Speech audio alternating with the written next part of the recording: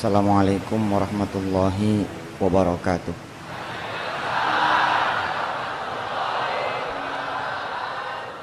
Allahumma salli wa sallim mubarik ala sayyidina Muhammad wa ala alihi walhamdulillahi rabbil alamin. Bapak Ibu yang dirahmati Allah, kalau kita punya rumah lantai kebocoran, biasanya apa yang kita lakukan? Ngepel ya biasanya ya. Kering nggak? Yang namanya orang ngepel pasti dia kering. Beginilah yang biasanya kita lakukan. Kalau lantai basah karena kebocoran, kita pel. Padahal harusnya gimana?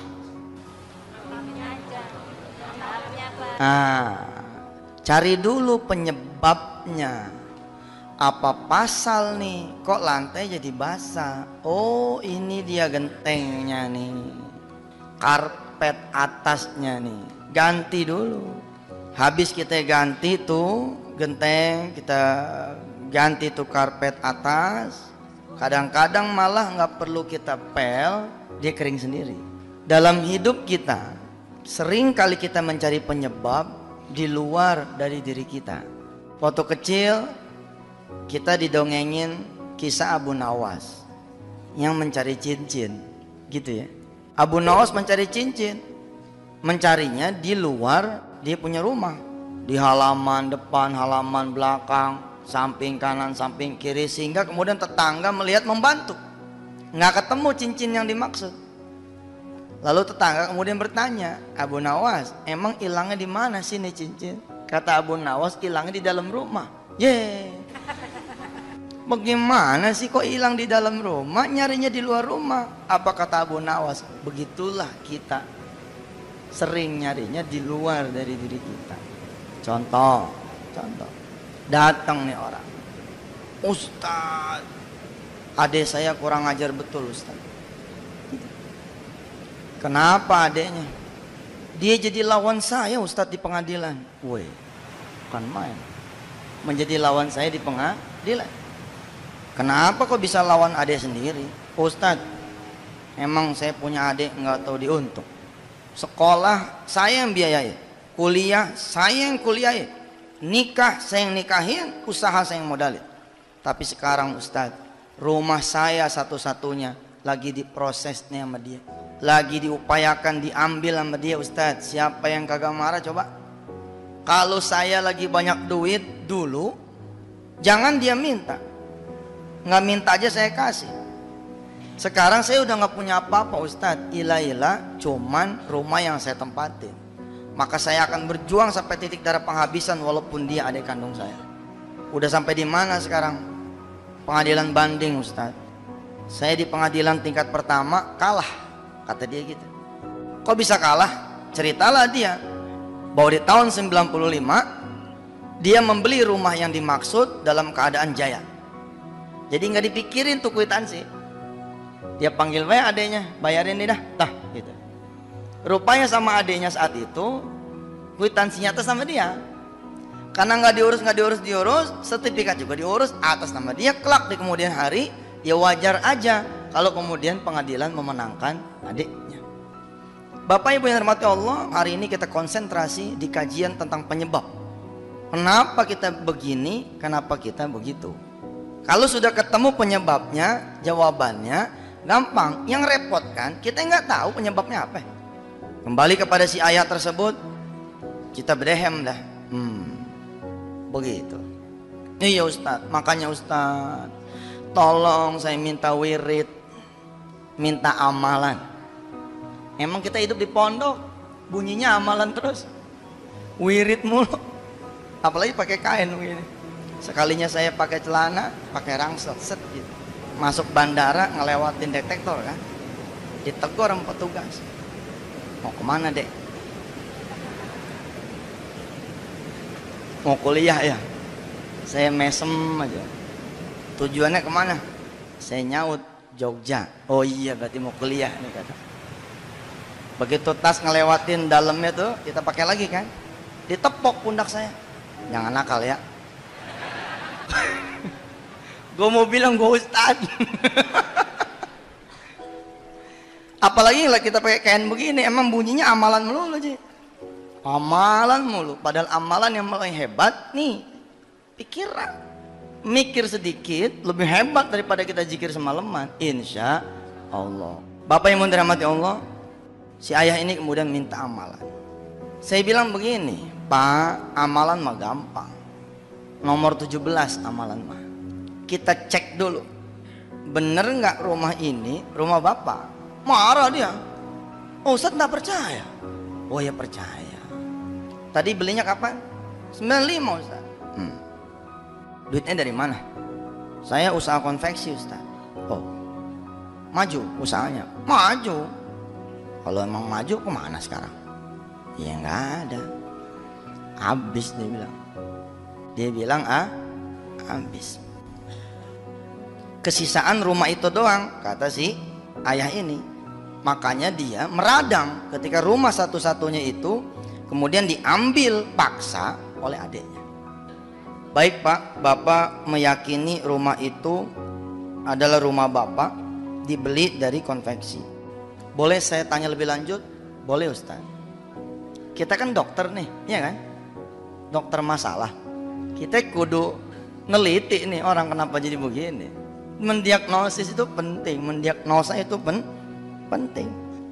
Usaha konveksi mulai tahun berapa? Kira-kira kata dia tahun 85 Ustaz. 85 saya kelas 5 SD saya bilang. 85 saya kelas 5 SD. 86 saya lulus. 84 disunat. Cuman sekali. 85 waktu memulai usaha, saya bilang sama si bapak ini, modalnya dari mana? Lihat randon. Dia datang 2003. Masalah ngegantung di kaki langit. Udah kalah, tinggal dieksekusi. Adenya masih mikir. Tapi dia banding maju terus. Pantang mundur, jagoan. 95 rumah itu dibeli. 85 usahanya dia mulai.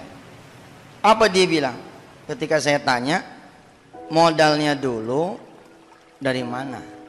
Udah saya duga, urusan tanah, urusan rumah, usaha yang besar kayak itu balik lagi cuman ke urusan tanah dan rumah yang satu-satunya, saya hampir bisa nebak, jangan-jangan dia awalnya urusan rumah sama tanah. Begitu saya kejar, nunduk dia. Iya Ustaz, kalau mikir ke situ sih saya menyadari. Menyadari gimana? Dulu modalnya boleh jual tanah ibu saya Ustaz. Oh, tahu? Maksudnya ibu Anda tahu? Enggak Ustaz. Udah minta maaf. Baru meninggal Ustaz. Subhanallah. Pak, saya bilang, Bapak dikasih amalan nomor 1. Kalau penyakit dikasih obat nomor 1. Ditangani sama kiai yang nomor 1. Kalau penyakit ditangani sama rumah sakit nomor 1. Nggak bakalan Bapak menang. Karena yang Bapak perjuangkan bukan hak Bapak, gitu saya bilang. Percuma Pak. Mendingan saya suruh Bapak tobat. Ketahuan. Lebih baik diambil tuh. Habis rumah sama tanah yang tinggal itu. Sekalian. Supaya Bapak nanti meninggal kondisinya udah bersih. Nunduk Pak. Terus saya mesti gimana Ustaz? Udah nggak ada lagi rumah. Nggak apa-apa. Tapi dosa juga nggak ada lagi. Daripada dipertahankan, apa Ustadz yang mesti saya lakukan? Yang mesti situ lakukan, temuin adik situ, kasih sudah. Bilang kalau ini bisa mendatangkan redhonya almarhumah ibu, tolong maafkan kakak. Gitu. A'udzubillahi minasyaitonirrajim. Bismillahirrahmanirrahim. Surah Al-Baqarah 266. Ayawaddu ahadukum an takuna lahu jannatum min nakhilin wa a'nab. Lahu jannatum min nakhilin wa a'nabin tajri min tahtihal anhar. Lahu fiha min kulli thamarat. وأصابه الكبر وله ذرية ضعفاء فأصابها إعصار فيه نار فاحترقت Kadzalika yubayyinullahu lakumul ayati la'allakum tatafakkarun. Kata Allah, sukakah kalian jika aku beri kebun min nakhilin wa a'nab, dari kebun anggur dan kurma. Kalau bahasa kita sekarang mah, seneng nggak dikasih usaha, dikasih kerjaan yang tajri min tahtihal anhar lahu fiha min kulli thamarat, yang berbuah ranum bagus, usahanya menguntungkan, portofolionya mengagumkan orang, membuat orang ngiri akan kedudukan kita. Kalau kita lewat wanginya kayak apa tahu, tapi yang tahu kan Allah. Saya duduk begini nih, katanya doang mulia, yang tahu siapa? Ya Allah. Kita berdoa mudah-mudahan emang kita adalah seperti yang Allah kehendaki, jangan seperti yang kita pengen ya. Ini bahaya. Terus ketika Allah nanya senang apa tidak, ada statement berikutnya, wa asabahul kibaru walahu dzurriyyatun du'afa. Tapi begitu masuk usia tua, mulai masalah datang. Dia memiliki keturunan yang lemah. Fa asabaha i'sarun fihi narun fahtaraqat. Kemudian datang api yang sekali datang fahtaraqat, kebun itu jadi hancur. Mirip nih kejadiannya kayak si ayah ini. Tumbuh, syak, tiba-tiba kemudian ngedrop. Kita menyalahkan 97 Ustaz, krisis di mana-mana. 98 kerusuhan Ustaz, game. Tidak terkecuali saya.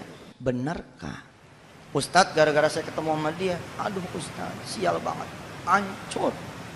Bener nggak gara-gara dia? Jangan-jangan dia cuma tokoh doang gitu loh. Ada tidak ada dia, emang hancur kita. Ustaz, jadi saya mesti minta maaf sama ibu saya. Udah sih, udah saya lakuin. Ini barangkali belum sepadan kali. Pokoknya temuin dah, temuin adik-adik, kasih sama dia. Terus saya tinggal di mana Ustaz? Udah la haula wala quwata dah. Jangan dipikirin. Ayatnya tadi dibaca, surahnya At-Tahrim. At-Tahrim itu surah ke-66. Ya, surah ke-66 ayatnya 8. Ya ayyuhalladzina amanu tubu ilallahi taubatan nasuha. Yang penting buat kita tobat dulu aja. Di sesi ini nih, saya sering ketemu sama orang-orang yang gak sabar. Tapi Ustadz saya dikejar-kejar waktu. Iya udah minta ampun dulu. Ustadz udah tinggal besok. Iya udah benahin sholat dulu. Dia gak percaya. Dengan ampunan, dengan benerin sholat, tanggal 1 besok bisa diundur sama Allah. Kalau kita nyari solusi gak nyari ampunan, mati kita, capek. Jangan-jangan kita malah ngegerusuin Allah. Mana nih, bohong aja dah. Katanya tahajud semalam kayak kun fayakun. Borok. Saya tahajud malam, paginya malah orang pada datang semua. Yang dikejar solusi sih. Nomor 1 ini kejar itu Allah. Artinya apa? Ampunannya, kasih sayangnya, cintanya, ridhonya, pertolongannya. Nah itu dia. Apakah kita tidak minta solusi? Lah minta, insya Allah dihadirkan Allah. Apakah cukup dengan tobat? Bukan cukup dengan tobat, tapi awali dengan pertobatan. Tubu ilallahi taubatan nasuha. Asa rabbukum an yukaffira ankum sayyiatikum. Apa ganjarannya buat orang-orang yang taubat nasuha? Kata Allah, mudah-mudahan Tuhan kamu akan menutup kesalahan kamu. Ditutup dulu kesalahannya tuh. Habis itu wa yudkhilakum jannatin tajri min tahtihal anhar. Baru kemudian Allah kasih surga. Surga buat yang punya utang apa? Lunas. Surga buat yang belum punya jodoh, datang jodohnya. Surga buat yang punya tagihan gak ketagih, kebayar tagihannya. Surga buat orang-orang yang lagi ngincer proyek, tembus proyeknya. Surga buat orang-orang yang lagi ngincer si doi, ngincer si dia, takluk hatinya buat dia. Ya itu surga kan? Surga. Ditutup dulu kesalahannya, muncul surganya. Kalau belum ditutup kesalahannya, nggak muncul surganya, ketutup.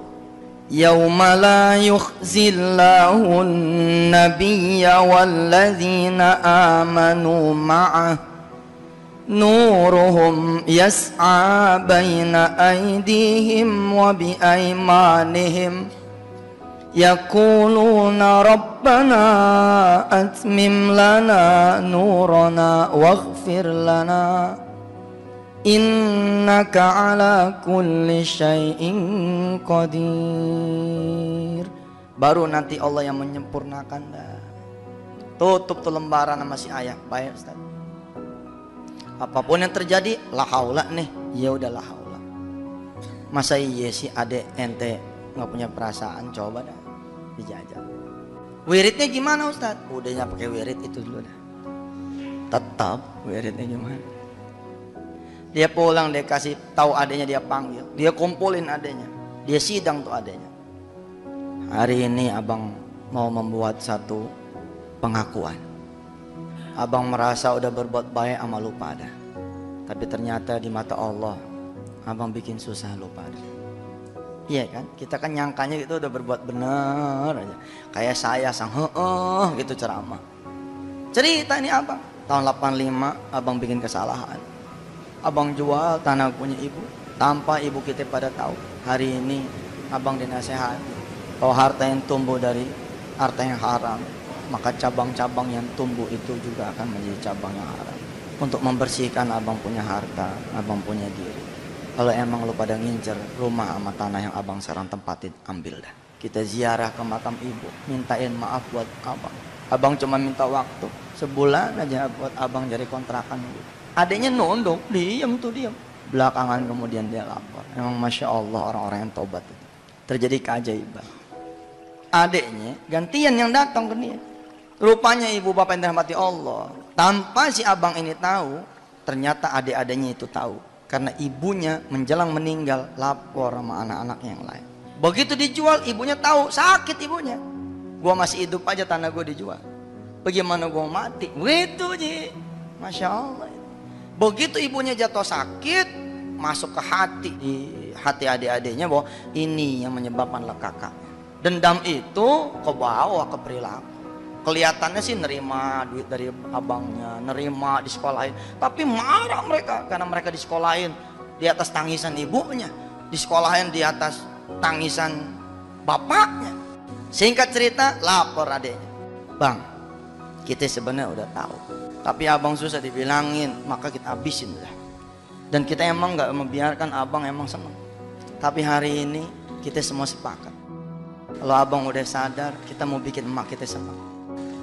Kalau abang udah redo, masih kita nggak redo, abang tempatin dah. Kalau abang mau mulai lagi usaha, insya Allah kita bisa patungan buat abang. Subhanallah. Kalau sudah ketemu penyebabnya, enteng urusan. Mati-mati kita jalan ke rumah sakit ini, rumah sakit itu, rumah sakit ini, rumah sakit itu, rumah sakit ini, rumah sakit apa coba? Nyari apa? Nyari penyakit apaan sih? Begitu kita udah ketemu penyakit apaan sih, berhenti kita di situ kan? Tak, obatin di sisi itu. Tapi kalau yang kita cari obat dunia, diobatin yang kanan, pindah kiri. Obatin yang kiri, jadi kanan. Kanan jadi kiri. Semuanya benar. Itu kalau obat manusia. Temukan dulu penyebabnya, insya Allah kita ketemu jawabannya. Kalau kemudian episode tahun-tahun 2000 sampai kemudian 2005, terakhir di 2004 lah saya ke Eropa terakhir itu.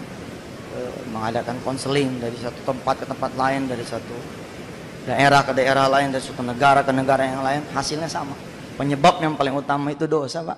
Mana ada yang sadar, ada yang kagak, ada yang tahu, ada yang kagak. Bahasa Quran mah fi qulubihim maradun fazadahumullahu marada walahum adzabun. Di hati kita, bagaimana mau kita tahu orang ada hijabnya? Apa hijabnya? Kerakusan, kesombongan, nggak mau ngakuin ini salah kita, nggak mau kita ngakuin ini adalah kelalaian kita. Sehingga lahirlah kemudian 10 dosa besar. Lahir itu 10 dosa besar. Dulu saya ngantongin kertas, Pak.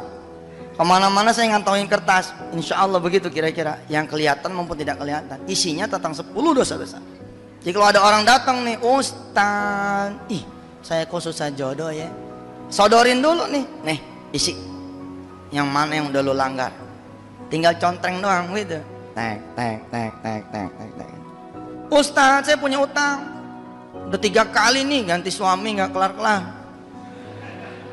Barangkali sodorin lagi, nih isi.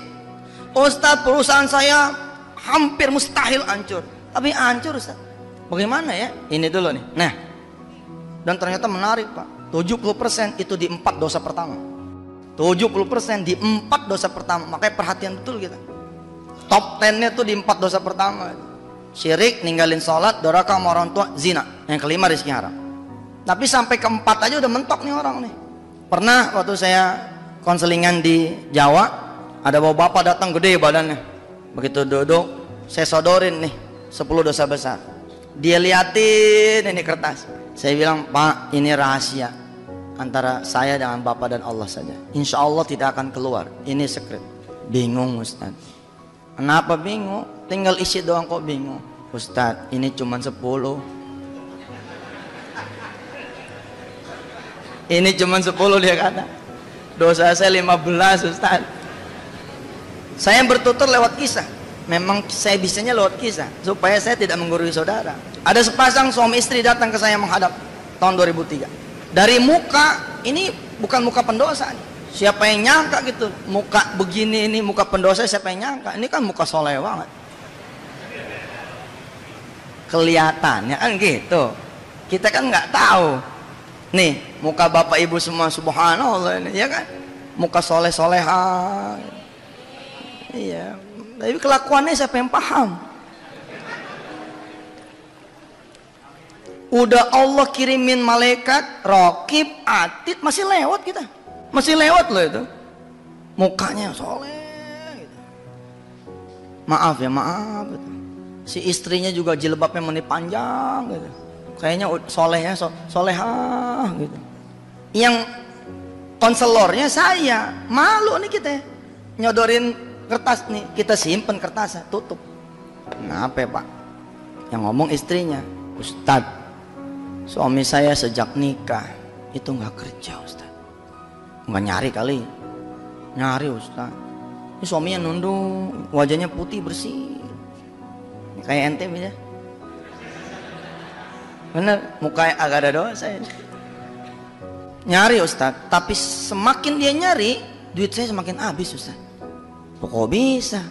Ustadz sekali nyari kerjaan itu kan pakai ongkos 20, 20, 20. Lah saya cuman guru negeri Ustadz. 8 kali dia nyari kerja sebulan lah 160 Ustadz. Ya kalau emang susah nyari kerjaan, usaha dong. Apa dia bilang? Waduh, itulah kita udah saya larang dah jangan usaha. Istrinya yang ngomong. Kenapa saya bilang? Habis semakin dia usaha yang ada malah utang. Ada kan situasi-situasi kayak gini, ada kan kita. Menarik loh Pak. Ini jawabannya ada di sini semua nih. Di Quran semua. Ada di surah Al-Baqarah. A'udzubillah.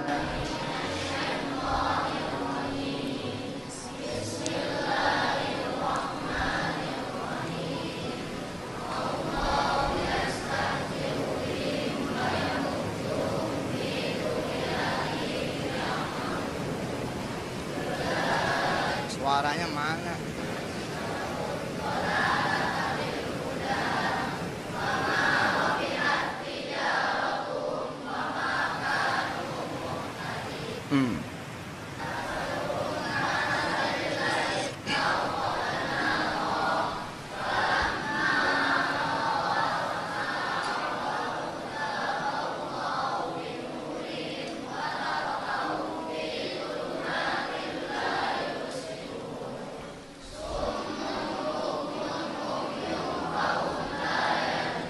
Stop.